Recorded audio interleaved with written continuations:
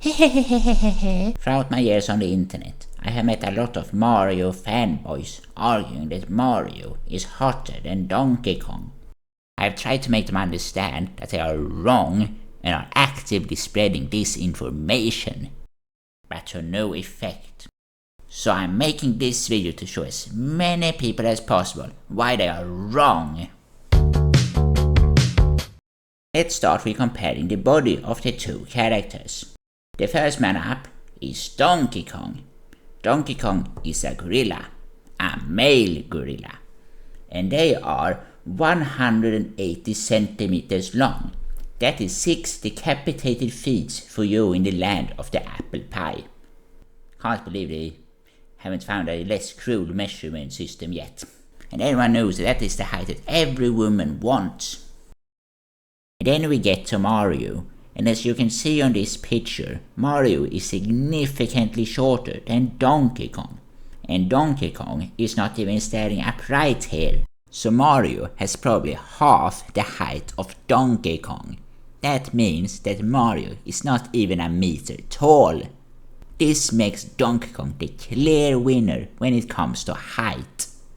Now let's talk about muscles. Donkey Kong can lift huge barrels like they were nothing. He also became the world champion in boxing.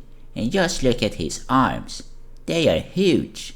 Truly a magnificent creature. Now let us take a look at Mario. Before I move on to the next category, I have to mention the argument from the Mario fanboys that always comes up during these discussions. And that is that Donkey Kong is a gorilla, and a gorilla has only a 6 centimeters erect penis. Therefore, Donkey Kong's penis is probably similar to that of a normal gorilla. All of this is true, but what the Mario fanboys forgets is this is only a problem if you compare Donkey Kong to a normal man. But we are not comparing Donkey Kong to a normal man. We are comparing him to Mario. And with Mario's smooth crotch, it's hard to imagine him having any bigger. So in this area, it's a tie. Donkey Kong's clothes consist of a really nice tie.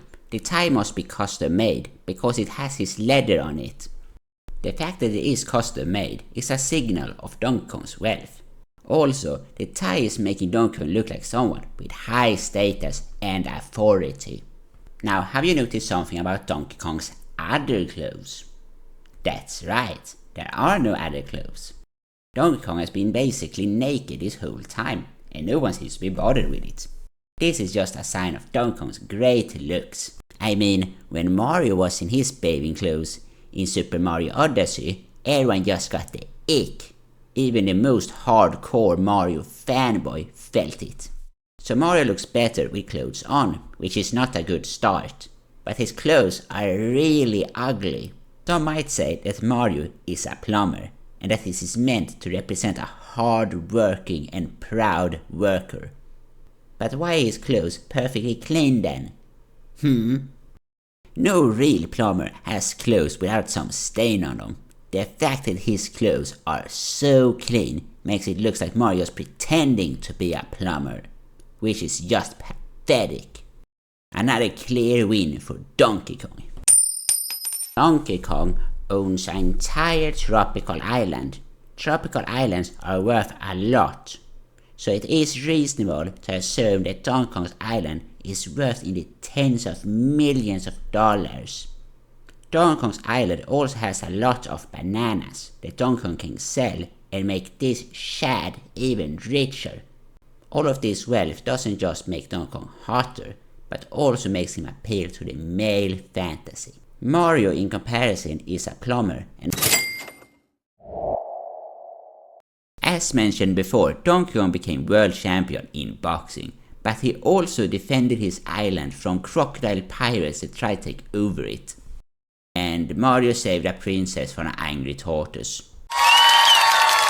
I could have continued the entire day, but I think I made enough points to why Donkey Kong is not just hotter than Mario, but is also a sex god that all women wants and all men wants to be.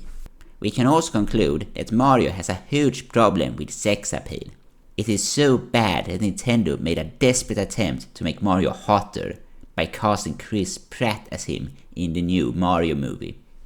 They still needed to have Donkey Kong in it, or else no one would have watched it.